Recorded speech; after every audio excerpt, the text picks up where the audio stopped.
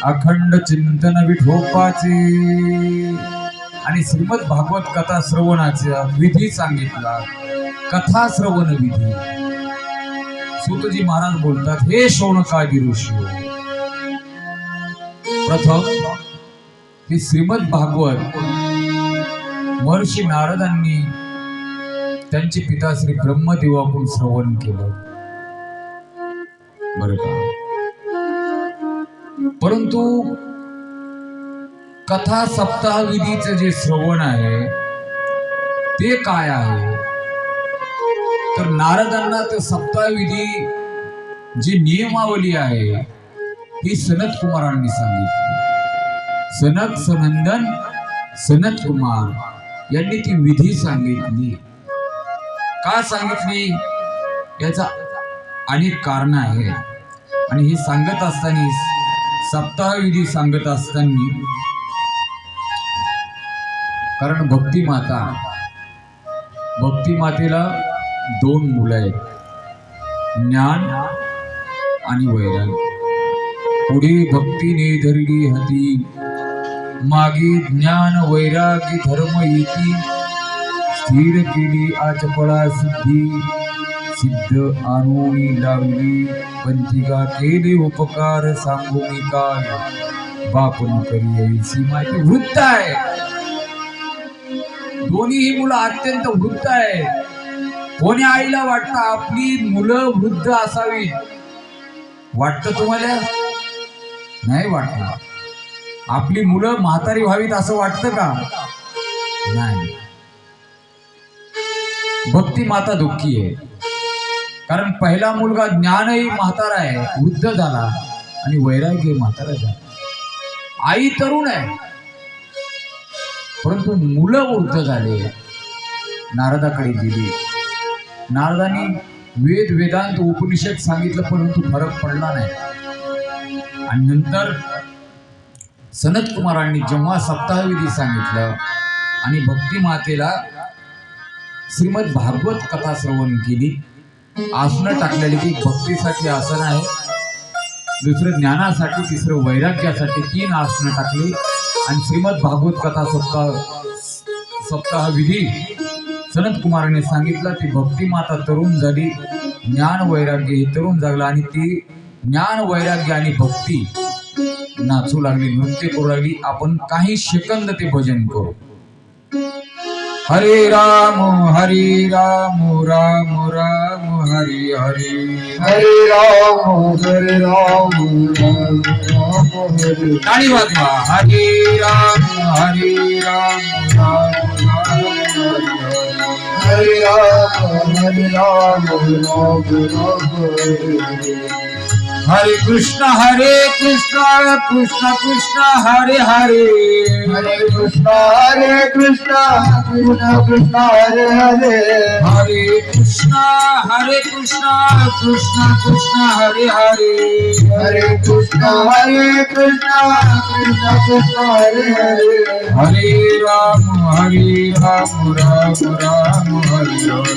हरे राम राम राम हरे हरे. हरे राम राम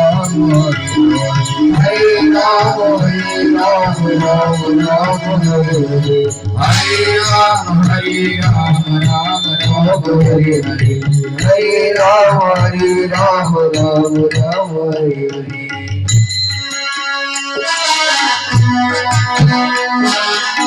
जय हो. टाळी टाळी.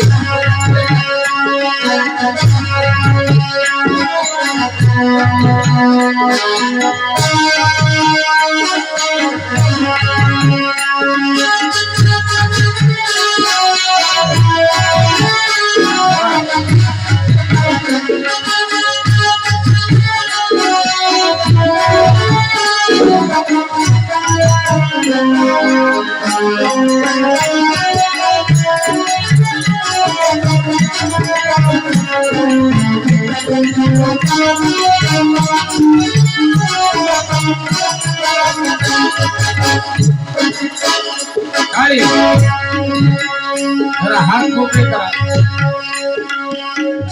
राधे राधे.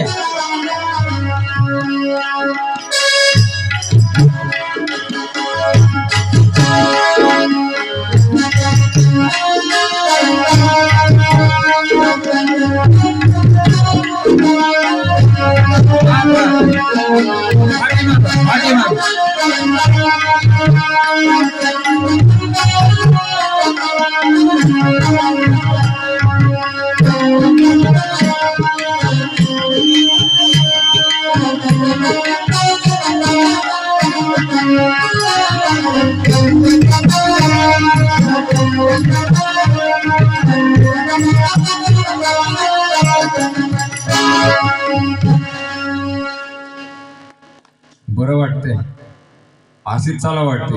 भूक लागली का? नाही लागली. कारण ही भागवत कथाच अशी आहे. ज्ञान आणि वैराग्य तरुण झालं, भक्तीला आनंद वाटला अंतकरणामध्ये. आणि पुढं श्रीमद भागवताचा महिमा पुष्कळ आहे बर का. महर्षी नारदांनी प्रश्न केला सनत कुमारांना, हे सनत कुमारजी, हो, जर कथा श्रवण केली, पुन्हा जे अत्यंत पापी आहेत, दुष्ट आहेत, दुराचारी आहेत, अशा लोकांनी जर कथा श्रवण केली तर त्यांचा उद्धार होईल का? त्यांना मोक्ष प्राप्त होईल का? मुक्ती होईल का? ह्या सगळ्या गोष्टी जेव्हा विचारल्या तेव्हा सनत कुमारांनी नारदांना सांगितलं, निश्चित का मोक्ष भेटणार नाही.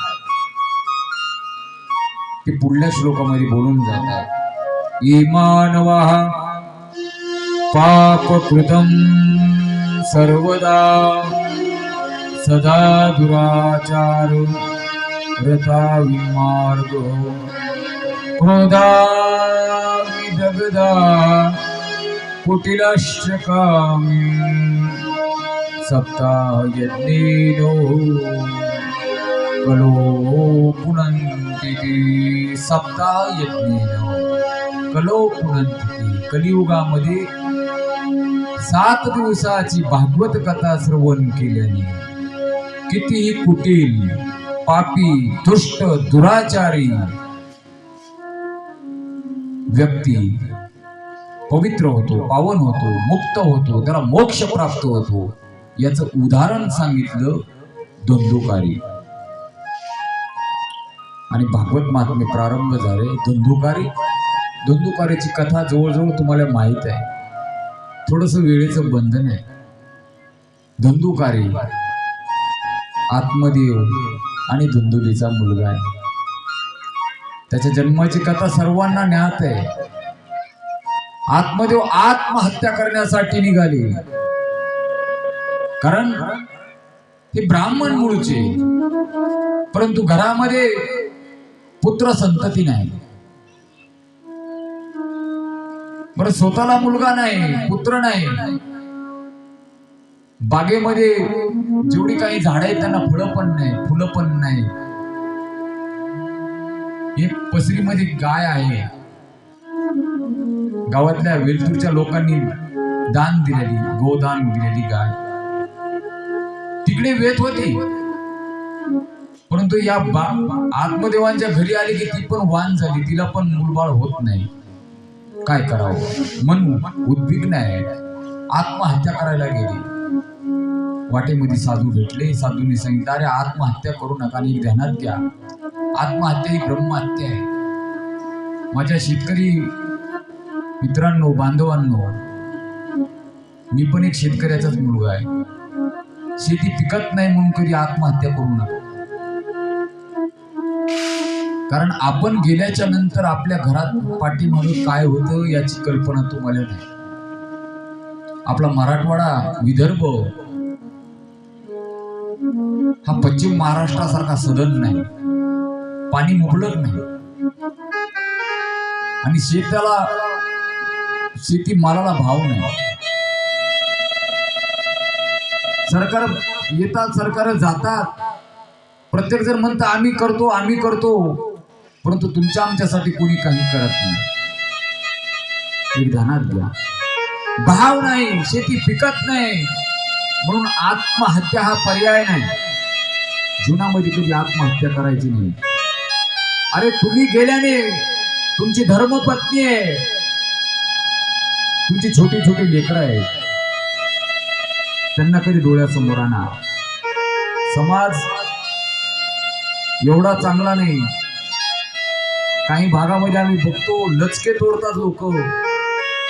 घरचा करता जर गेला ना तर जमीन लुबाडल्या जातात, जमिनी घरदार लुबाडली जातात, बायका पोरं लुबाडली जातात. म्हणून आत्महत्या हा पर्याय नाही. आत्मदेवाला सांगितलं आत्महत्या करू नको. काय कारण आहे? मुलबाळ नाही, हे फळ घे, साधूचा प्रसाद आहे. जा आपल्या मंडळीला दे, धुंदुकारीला, तुला निश्चित पुत्र संतती होईल. आत्मदेव परत आला. धुंदुलीला सांगितलं वाटेत साधू भेटले, आपल्याला मूलबाळ नाही, तुझी इच्छा आहे मूल व्हावं, माझी इच्छा आहे, हे फळ खा. परंतु तार्किक होती, कुटील होती. मालकाने एक म्हटलं की ही दुसरीच म्हणायची. मालकानं सांगितलं नाही असं नाही, नाही नाही असं नाही, हे असंच आहे. एक ध्यानात घ्या, कधीतरी त्याचा पण विचार करत जा. तो काय करत नाही तुमच्यासाठी, तुम्ही घरीच असता. नोकरीला जर मालक असतील तर सकाळी 7, 7:30, 8ला घर सोडावं लागतं. 8 तास, 10 तास, 12 तासची ड्युटी करावी लागते. आम्ही मुंबईमध्ये पाहतो महाराज, कृष्णाभाऊ बरोबर आहे, 200 किलोमीटरचा अपडाऊन असतो. 200 किलोमीटरचा अपडाऊन पुणे ते मुंबई नोकरीसाठी. आणि मुंबईची लोकल कधी पाहिले का तुम्ही? आपल्या नागपूरला लोकल नाहीत, समजा नाहीतच नागपूरमध्ये. परंतु मुंबईच्या लोकलमध्ये मुंगीला देखील शिरणं अवघड आहे. मुंगी, आम्ही एकदा गेलतो मुंबईला कार्यक्रमाला, पहिल्यानं गेलो घाटकोपरला कार्यक्रम.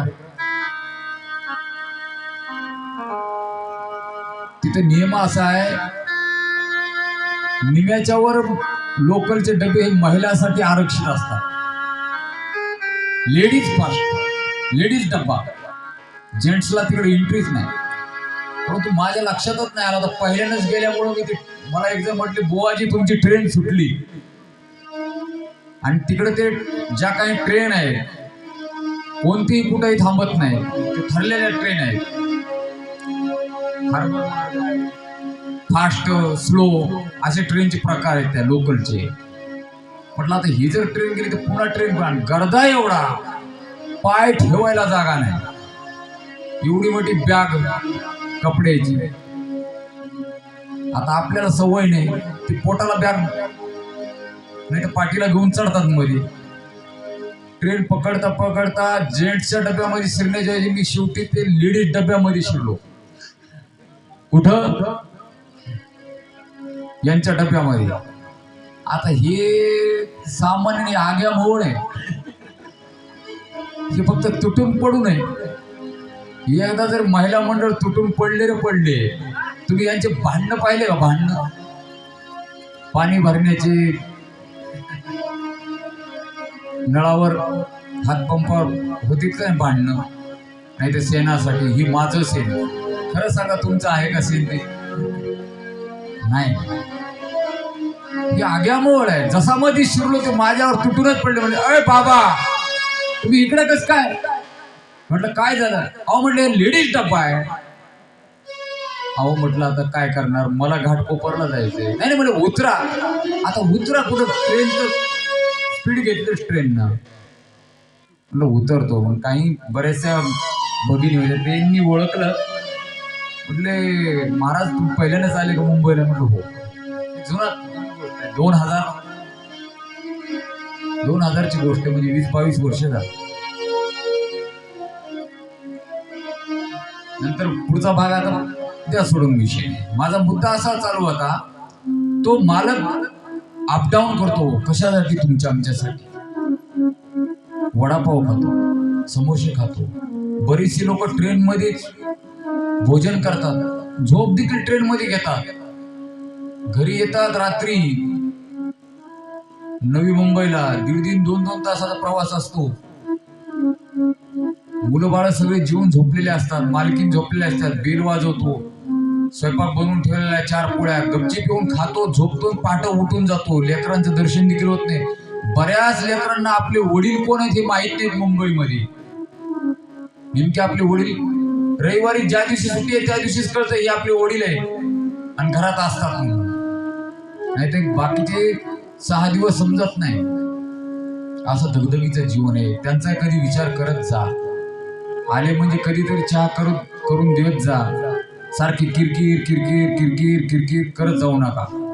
प्रेमानं कधीतरी विचारत जा तुम्हाला काय हवं.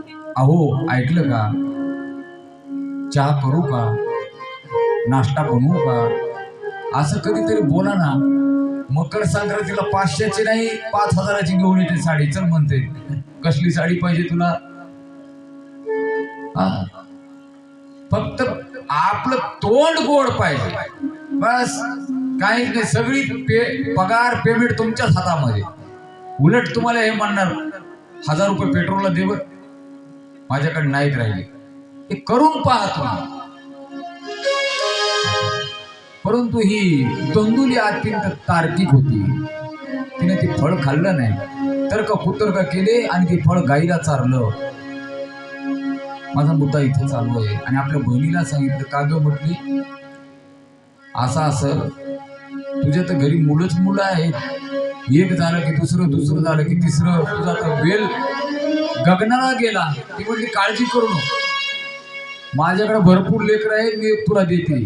आता माझ्या पोटामध्ये एक वाढ आलंय, तू मालकाला सांग मी गर्भवती आहे म्हणून. आणि हिने मालकाला सांगितलं आत्मदेवाला, स्वामी काळजी करू नका, साधूच्या प्रसादामुळे मला दिवस गेलेले आहेत, मी गर्भवती आहे. आणि या दोंदुलीने चिरमुटे घालून वाढविले पोट. चिरमुट घालून ते पोट वाढवलं मला. आणि शेवटी दोंदुलीची बहीण बाळांतीन झाल्याच्या नंतर तिचं लेकरू दोंदुलीने घरी आणलं. मालकाला सांगितलं मी बाळातीन झाली, मला ही मुलगा झाला. त्याचं नाव ठेवलं धुंदुकारी. धुंदुकारी म्हणजे अज्ञानी, ज्याची ज्ञानाची दृष्टीच नाही त्याला धुंदुकारी म्हणतात. अंधकारमय जीवन असणार तो धुंदुकारी. आणि काही दिवसांनी त्याच आत्मदेवाच्या घरी गाईला पण मूल झालं. त्याचं नाव गोकर्ण ठेवण्यात आलं. गाईसारखे त्याचे कान होते म्हणून गोकर्ण नाव ठेवलं. ती 2 लेकरं घरामध्ये वाढली, लहानाची मोठी झाली. परंतु हा धुंदुकारी अत्यंत वाईट दुष्ट निघाला. तो आई वडिलांना मारू लागला, आत्मदेवाला नाही त्या गोष्टी बोलू लागला, शिव्या देऊ लागला, मारू लागला. आत्मदेवाने विचार केला काय करावं. पोरग ऐकत नाही, पोरग व्यसन करतंय, पोरग तंबाखू खाते, बिडी आवडते, सिगारेट आवडते, गांजा आवडते, दारू पिते, मांस खाते. काय करावं. एक ध्यानात घ्या, व्यसन करू नका. तुमच्या इकडे खरालाही चालतो, खरा बरोबर आहे काय. खरा मला एक आवडलं बरं का. आमचा मुक्काम ज्या ठिकाणी त्या आम्ही इथं थांबायला येत ना वर माडीवर, त्यांच्या समोर एक घर आहे. त्या घराला एक पाटी लावलेली, दारू पिऊन आत येऊ नये. मी उद्या त्यांच्या घरी जाणार आहे. आल्यात का माऊली त्या इथे? नाहीत आले. मला एवढं आवडलं, मी पहिल्यानं पाहिलं. दारू पिऊन आत येऊ नये. अहो तुमच्या नागपूर मधलंच नाही, जगातलं पहिलं घर आहे. टाळी वाजवायला. जगातलं पहिलं घर आहे की ज्या घरावर पाटी लावलेले दारू पिऊन आत येऊ नये. मला कुठंच बघायला भेटणार नाही. कुठं शांतता असेल.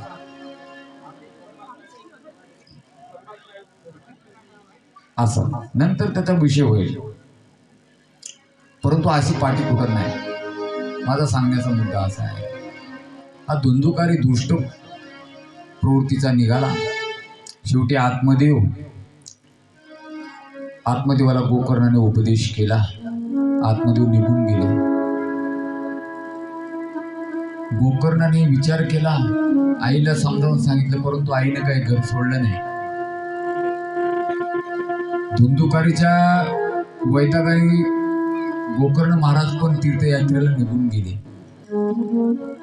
धुंदुकारीनं आपली आई ऐकत नाही म्हणून आईला मारलं, ठार केलं. आई प्राणाला मुकली.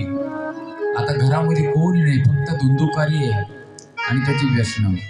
पुढं या धुंदुकारीने वेश्यागमन प्रारंभ केला आणि त्या वेश्यांना आपल्या घरी आणून ठेवलं. पैसा कमी पडू लागला.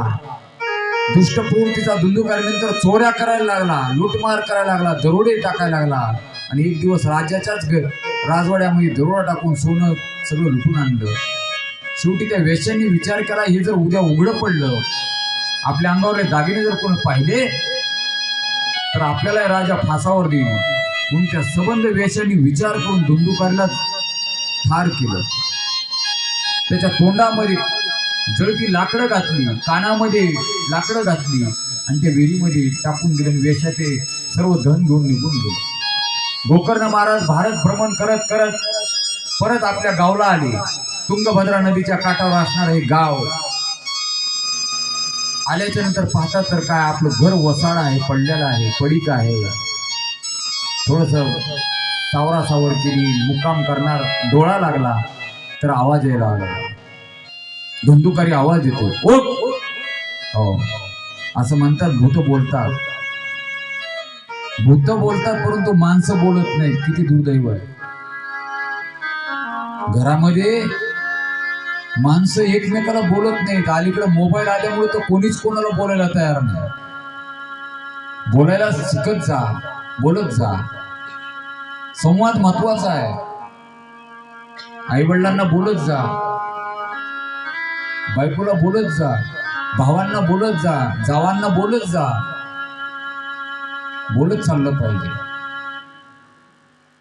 भूत बोलता. शेवटी पाणी शिपडलं, कोण तू? तो म्हटला, मी तुझाच भाऊ आहे धुंदुकारी. अरे तुझी अवस्था अशी कशी झाली? सगळा इतिहास सांगितला. आणि त्या धुंदुकारीसाठी गोकर्ण महाराजांनी श्रीमद भागवत कथेचं आयोजन केलं. त्या कथेमध्ये एका वेळूमध्ये तो धुंदुकारी येऊन थांबलेला आहे. 7 दिवस कथा केली. रोज एक त्या वेळूचं जे कांड आहे, जी गाठ आहे, ती गाठ फुटली जायची. असे 7 दिवस एक एक एक एक गाठी फुटत गेल्या. तुकोबारा वर्णन करतात, ह्या गाठी तुमच्या आमच्या अंतकरणात आहेत. 7 गाठी आहेत. अस्मिता, राग, द्वेष, अग्निश ह्या गाठी आहेत. बरं का? संदेहाच्या सुटल्या गाठी, संदेहाच्या सुटल्या गाठी, झालो कोटी चितारो, संदेहाच्या सुटल्या गाठी, संदेहा सुटल्या गाठी. धुंदुकारी मुक्त झाला. त्या धुंदुकारीला नेण्यासाठी विमान आलं आणि एकट्या धुंदुकारीलाच घेऊन गेलं. बाकीचे श्रोते तसेच राहिले. गोकर्ण महाराजांनी विचारलं, का बरं यांनी काय केलं? हे तर 7 दिवस भागवत कथा ऐकायला माझ्या समोर होती.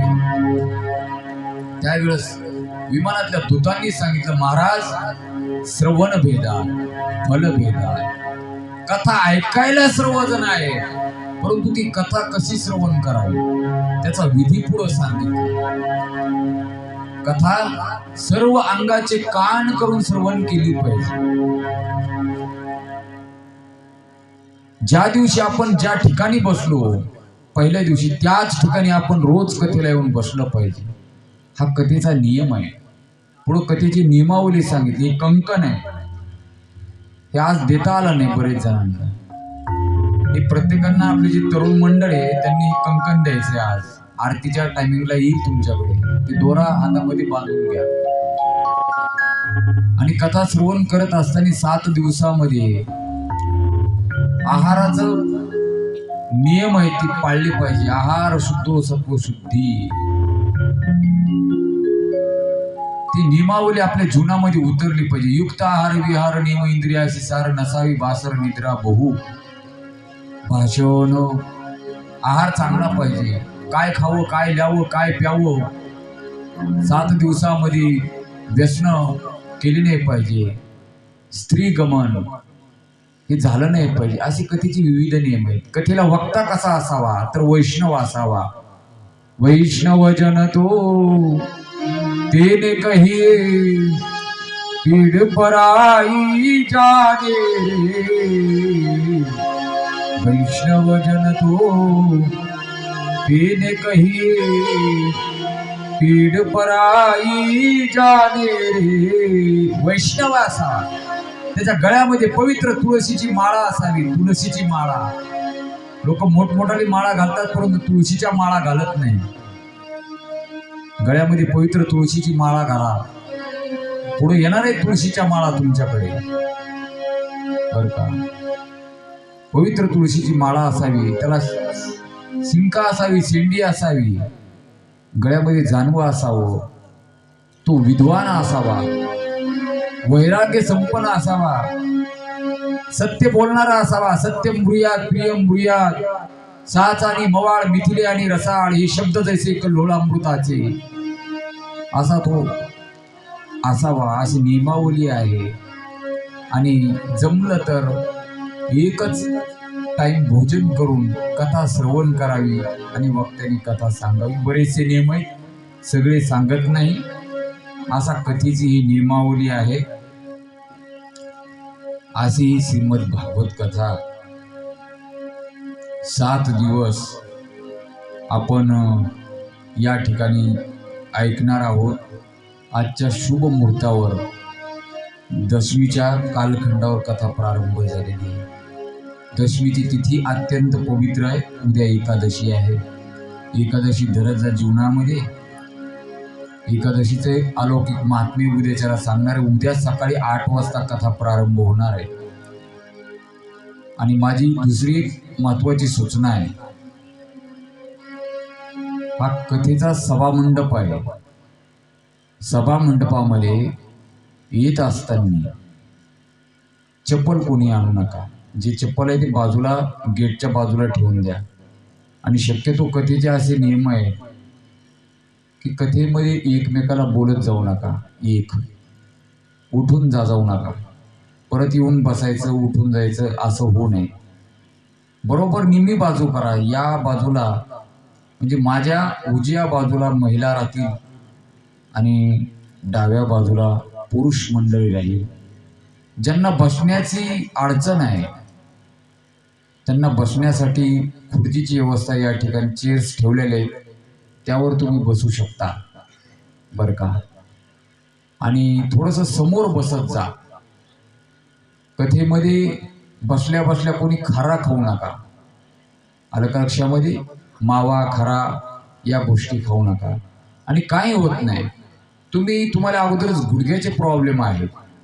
जे ज्येष्ठ आहेत त्यांना सोडून द्या, परंतु तरुण आहेत ना, तुम्ही फक्त सवय लावा. तुमच्या गुडघ्यांना काहीच होणार नाही. काही झालं तर जबाबदारी माझ्याकडे त्याचं औषध पण आहे. गुडघे नीट करायचं औषध मी सोबत घेऊन आलो. मणके नीट करायचं औषध माझ्याकडे आहे. आलं का लक्षामध्ये? आणि 7 दिवसामध्ये तुमचे गुडघे, मणके, डोकं, हे हृदय सगळं नीट करण्यासाठीच आम्ही इथं आलेलो आहोत. आम्ही एका प्रकारचे डॉक्टर आहोत. डॉक्टर अध्यात्मामधले आम्ही डॉक्टर आहोत. वैद्यराज नमस्तुभ्यम. आलं का लक्षामध्ये? कारण जीवाचं कल्याण करण्याचं, सुख दुःख घालवण्याचं माध्यम हे साधूंच्या मुखातून होत असतं, महाराजांकडून होत असतं. मग त्याही गोष्टीचा आम्ही पुरेपूर विचार करतो. आजची या ठिकाणी ही कथा अगदी पावन पवित्र अंतकरणाने नियमावली संबंध सांगितलेले, कथेचा वक्ता सांगितलेला आहे. आणि पुढं एकंदरीत पुढे भक्तीने धरली हाती, मागे ज्ञान वैराग्य धर्म येती, स्थिर केली आचपळी होती, सिद्ध अनुने लावली पंथी. इति श्रीमद भागवत महात्म्य संपूर्णम. या ठिकाणी भागवत महात्म्य संपूर्ण होतं. नंतर श्री व्यासजी महाराज श्रीमद भागवताचं मंगलाचरण करतात. जन्माद्यस्य यतोऽन्तयादितरतश्चार्थेषु विज्ञस्वराट् तेने ब्रह्महृदयादि कवै मुह्यन्ति यत्सूरयोः तेजो वारि मृदां यथा विनिमयो यत्र त्रिसर्गो मूर्छा ध्वाम्नासीन सदा निरसपूर्वकं सत्यं परं धीमहि सत्यं परं धीमहि सत्यं परं धीमहि। बोलिए गजानन महाराज की जय। शुकाचार्य महाराज की जय। गणराया बघितो तुला गणराया बघितो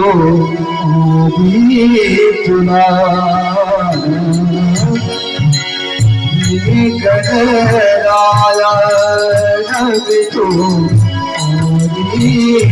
तुला तो आदि तुला तो आदि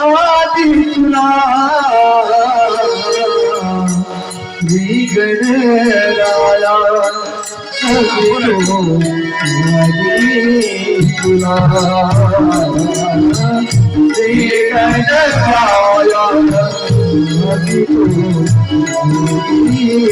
तुला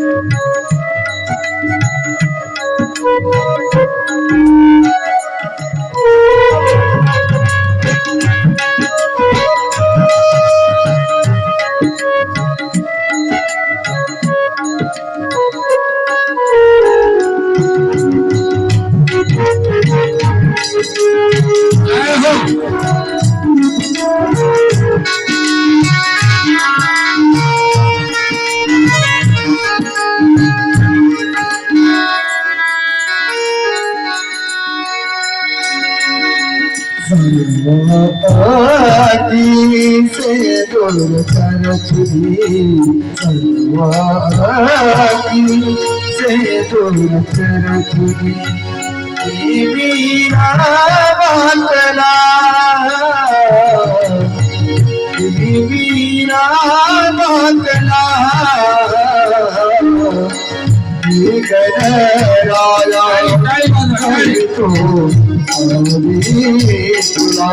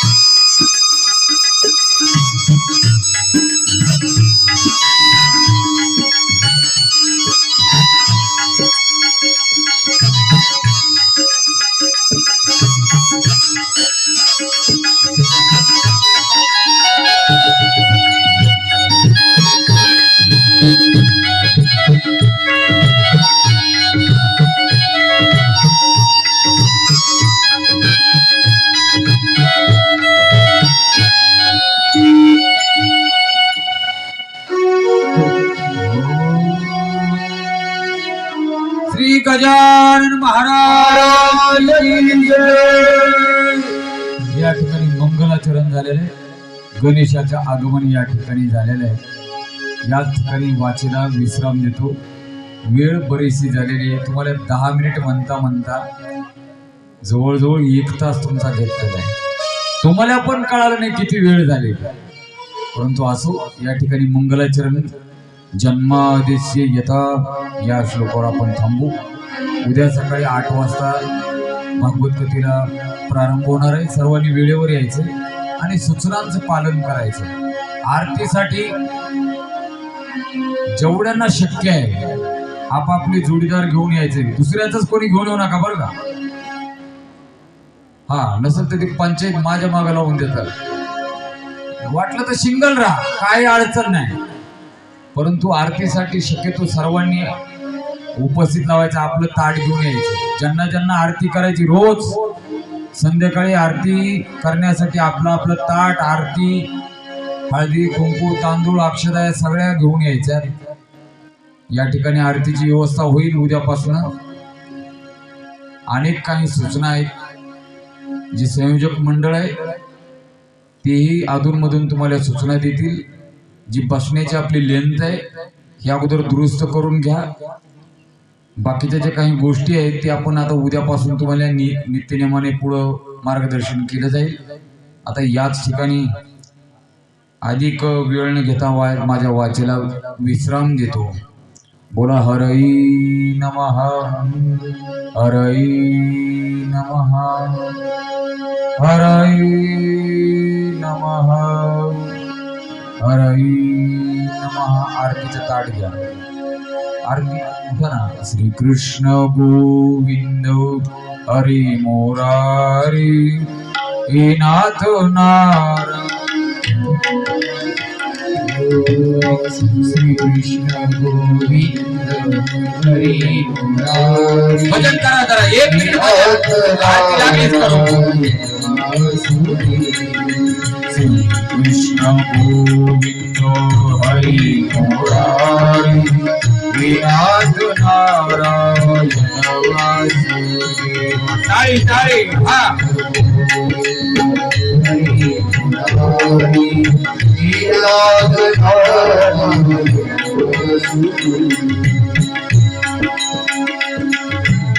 हे नाथ नारायण वासुदेव, हे नाथ नारायण वासुदेव, हे नाथ नारायण वासुदेव, हे नाथ नारायण वासुदेव. हरि बोल, हरि बोल, हरि हरि बोल. केशव माधव हरि हरि बोल, हरि हरि बोल, हरि बोल, हरि हरि बोल. केशव माधव हरि बोल, हरि बोल, हरि हरि बोल.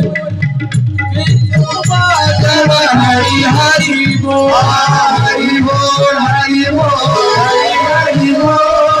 केशव माधव हरि हरि बोल, हरि बोल, हरि बोल, हरि हरि बोल. केशव माधव हरि हरि बोल, हरि हरि बोल, हरि हरि बोल. केशव माधव हरि हरि बोल. आरती कोणती घ्यायची? तुम्हाला कोणती पाठ आहे? सर्वांना कोणती पाठ आहे? कोणती पाठ आहे? आरती निगम वृक्षसारा घ्यायची का? का ओम जय जगदीश हरे, का जय हो जय श्री भागवता?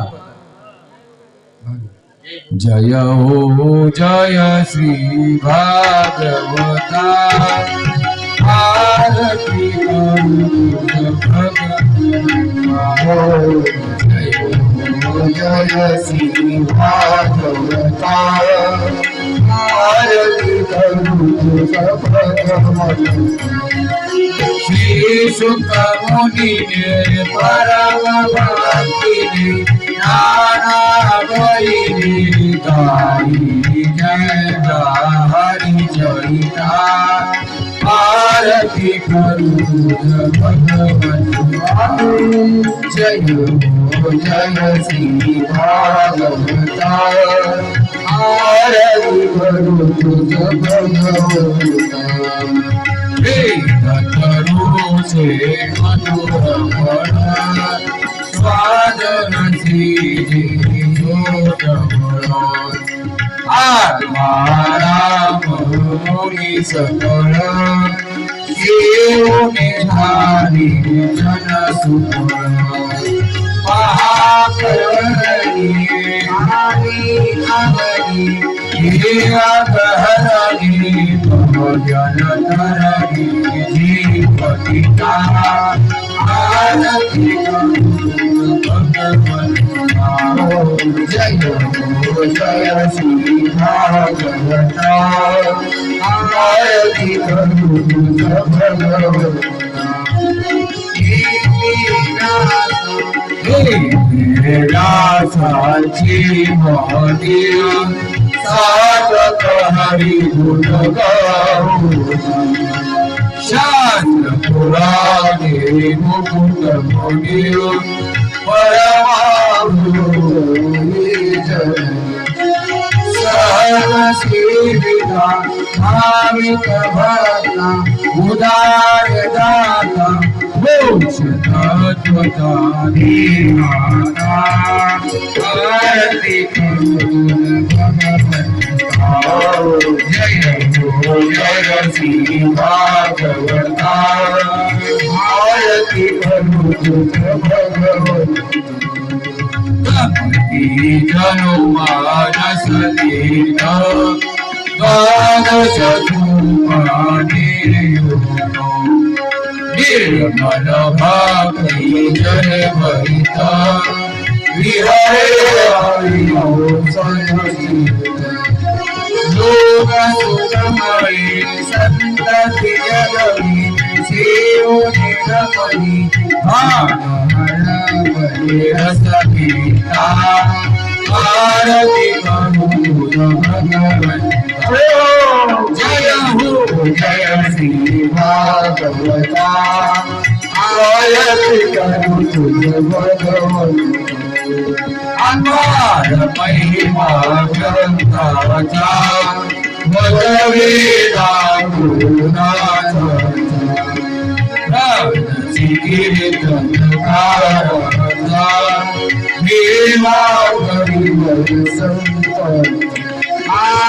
आदरुराधा स्वयं प्रवेदा रविअंतरेदा नमः आरती करो तुझ भगवंता जय हो जय श्री भागवता आरती करो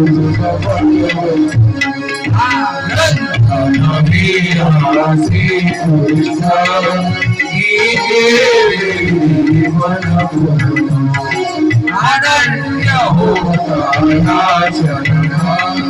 खचित पितापदानि चिरहि शान्ति नागरे वदति नामपदीति मुहाता आरती करुण भगवंता जय हो जय श्री भागवता आरती करुण भगवंता आरती करुण भगवंता आरती करुण भगवंता लुटांगन वंदीन चरणाय देवानि कलानंदोय नामा त्वमेव माता तमेव विद्या तमेव सर्वं मम देव देवो करोमि यज्ञ सकल करोमि नारायण अच्युतं केशवं नारायण दामोदर वासुदेव माधव कोटि रावल हरे राम राम राम हरे कृष्ण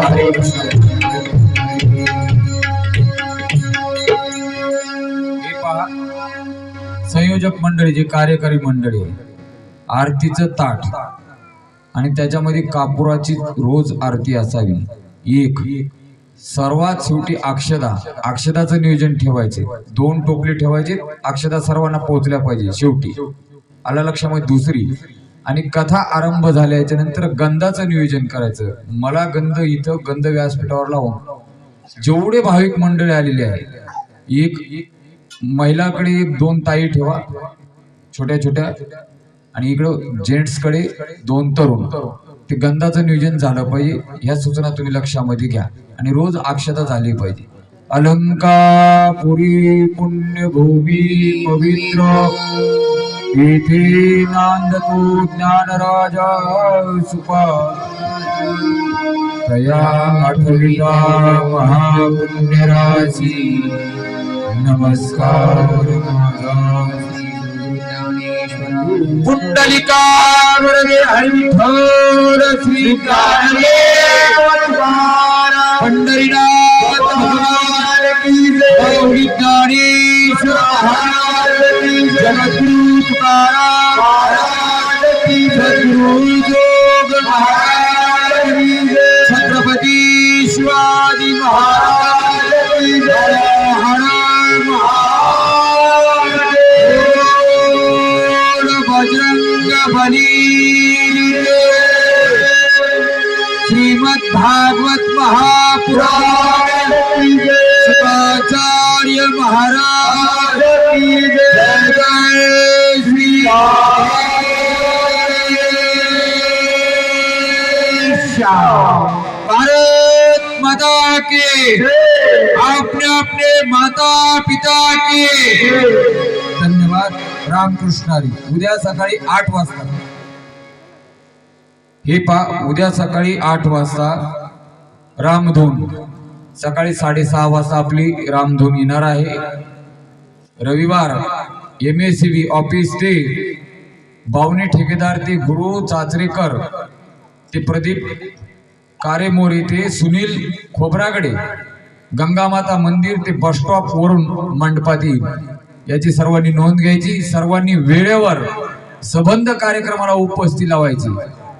आणि माझा असा स्वभाव आहे, तुम्ही आता आलेत ना आणि उपस्थित राहू नका। माझी मेमरी एवढी फास्ट आहे, मी नावासहित बोलेल, नसेल तर डायरेक्ट तुमच्या घरी येईल। हे ध्यानात ठेवा। उद्या सकाळी 8 वाजता या। धन्यवाद। रामकृष्ण। प्रसादाचं वाटप रोज प्रसाद जे आपल्याकडे आहे एक ध्यानात घ्या, तुम्ही घरून येता इथे 4 टोपली ठेवत जा तरुण मंडळी, कारण रिकाम्या हस्ताने कधी यायचं नाही। येत असताना वाटीमध्ये प्रसाद, साखर असेल, पोहे असतील, मुरमुरे असतील, जे काय तुम्हाला शक्य आहे तो प्रसाद या ठिकाणी घेऊन येत जा। त्या टोपल्यामध्ये प्रसाद टाकायचा, तोच प्रसाद आपल्याला शेवटी प्राप्त होणार आहे। धन्यवाद। रामकृष्ण। उद्या एकादशी आहे, उद्या साखर शेंगदाणे हा प्रसाद आणा। कुठलं काय हा एकादशीमुळे फराळाचंच आहे उद्या, जरा काळजी करायची। रामकृष्ण। आरती सर्वांना पोहोचली का? धन्यवाद। उठायचं का आता? हे घे।